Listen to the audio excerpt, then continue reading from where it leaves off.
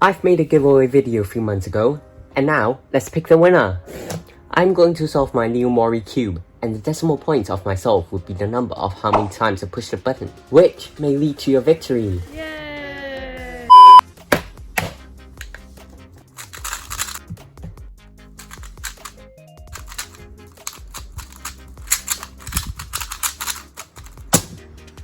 Nah, it's a bad solve, it doesn't count.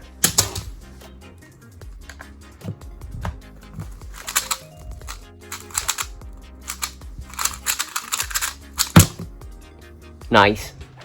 The decimal points is 24, so now the YouTube comment picker is going to pick the winner.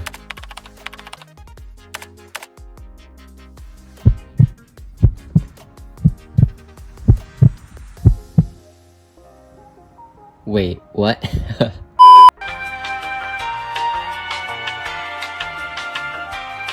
So now I've clicked 23 times, and it's the final click.